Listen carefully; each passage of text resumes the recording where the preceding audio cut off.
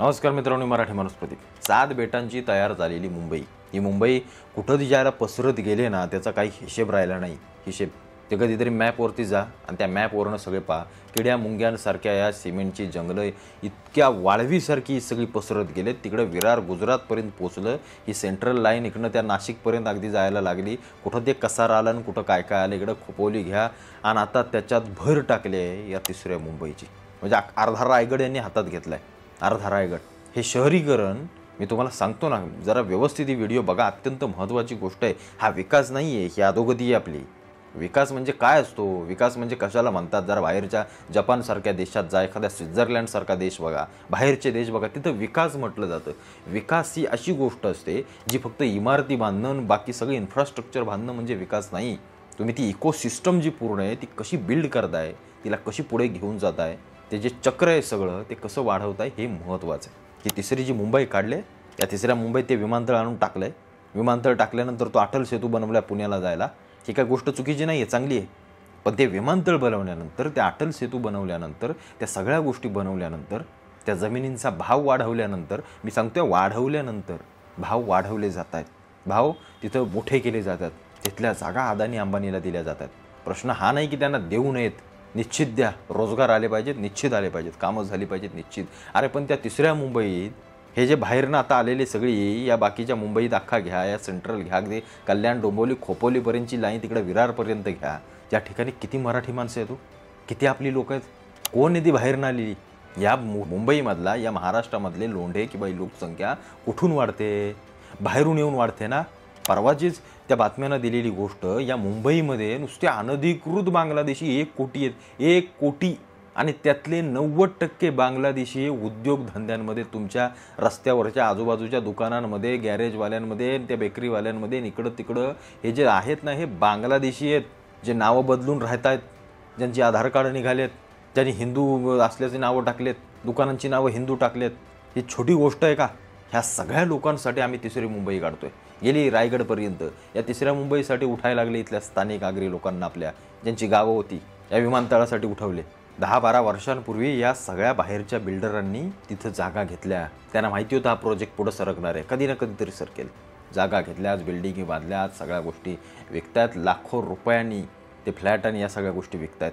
फसवलं जातं आहे. 5 मिनटं विमानतळ आहे, 5 मिनटावरती रेल्वे स्टेशन आहे, या ठिकाणी अटल सेतू आहे, या ठिकाणी नवी मुंबई जवळ आहे, इकडं पुणे जवळ आहे, इकडं या सगळ्या गोष्टी सांगून आणि तुम्हाला फसवून छोटे छोटे फ्लॅट, त्या फ्लॅटची किंमत करोडो रुपयामध्ये सांगितली जाते. करोडो रुपयांमध्ये हे. आणि त्या जागांमध्ये जाऊन बघा कोण आहेत, कुठली मराठी माणसं आहेत तिथे नाहीत. अर्धे सगळे बाहेरून आलेले आहेत, अर्धे सगळे बाहेरून आलेली लोक आहेत. तुमची जागा कुणाची? या बाहेरच्या लोकांची जिथं राहणीमान व्हावं, त्यांनी तिथं राहावं म्हणून आपल्या स्थानिक गाववाल्यांनी आपली गावं सोडून यांना जमिनी दिल्यात आणि हे बाहेर नेऊन तिथं फ्लॅट घेऊन राहतात. जमीन कुणाची? तुमची. राहतंय कोण? बाहेरून येणारे राहतात.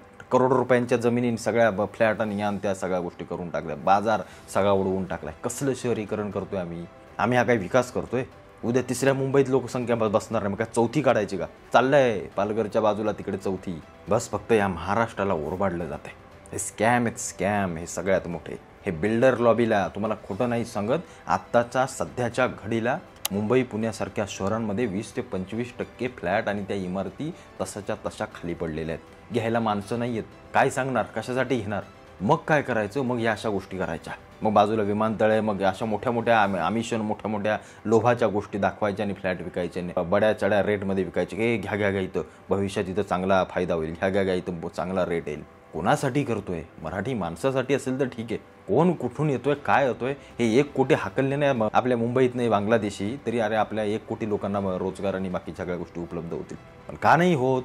हा फक्त जमिनींचा आणि पैशाचा स्कॅम आहे. कशासाठी या सगळ्या गोष्टी उभ्या केल्या जातात? किती अशी शहरं अजून बनवायची आहेत? नुसतं शहरीकरणच करत बसायचं आहे. हे वनमंत्री फिनमंत्री हे फुकटचे आणून बसवलेली पदावरती. कधी कुठल्या वनमंत्र्यांनी कुठली गोष्ट जाऊन पाहिले? त्याला काय घंटा माहिती आहे आपल्या महाराष्ट्रात वाघ किती आहेत आणि काय किती आहे, मोर किती शिल्लक राहिलेत? त्याला काही माहिती नाही. तो नुसता नावाचा वनमंत्री. वर्षाला बजेट निघतंय, ते बजेटमधनं पैसे खायचे, कार्यकर्ते जपायचे, बस एवढंच चाललंय. काहीही काम केलं जात नाही आहे. कुठल्याही मंत्रालयातून उत्तमरित्या काम केलं जात नाही. काम केलं जात आहे पण उत्तमरित्या मी म्हणतोय. त्या तिसऱ्या मुंबई हा शब्द आहे तुम्हाला माझा, संपूर्ण कोकण किनारपट्टीपर्यंत ही वाळवी पसरेल, तुम्ही संपल्याशिवाय राहणार नाही. मराठी माणसांनो, जागा जमिनी विकताना जरा विचार करा. हे सरकारी आणि ही सगळी लोकं हे फक्त प्रोजेक्ट आणि नवीन शहरांच्या खाली जागा जमिनी घेत आहेत, पण त्या जात आहेत कुणाला याचा विचार जरा करा. याचा विचार करा. हा स्कॅम आहे. हा तिसरी मुंबई नाही, स्कॅम आहे साले सगळे. तुम्ही कशासाठी उभे करताय, का उभे करताय? तिकडं जागा होत नाही म्हणून इकडे आणता. इथं जागा नाही झाली की उद्या कुठं नेणार आणि उठवणार कुणाला? इथल्या मराठी स्थानिक गावकऱ्यांना ही शहरं उभी करण्यासाठी त्यांचा हक्क काय? त्यांना काय मिळणार? हे राजकारणी असले घाणेरडे आणि असल्या सगळ्या गोष्टी करतात. जाणून किमती वाढवल्या जातात. मी बघतो ना त्या ऑनलाईन 1-1 कोटी 2-2 कोटी तुमच्या बापानं आणले होते का रे? हे सिडको बिडकोवाले हे ज्या सगळ्या नवी मुंबईमध्ये त्यांच्या लॉटऱ्या वगैरे काढलेत, 75 लाख. त्याला झाडभरच्या रूमचे 75 लाख. सामान्याला जर 75 लाखाचा रूम घ्यायचा असतं तर बेटा तुझ्या लॉटरीत त्यानं फॉर्म भरला असता का रे? त्याने घेतला असता ना दुसरीकडे कुठेही. हे पैसे काढतायत निवडणुकीत, आता पैसा गेलाय ना, काढतायत. हे सगळे आतून खेचून घेत आहेत. त्यांना माहिती आहे झक मारून घेणार, स्टेशनच्या बाजूला रूम आहेत. या शहरीकरणातून हा जो स्कॅम केला जातोय ना मोठा आणि सामान्यांना फसवलं जात आहे, हे थांबलं पाहिजे कुठे ना कुठेतरी. हा विकास फक्त करायचा आहे म्हणून करू नका.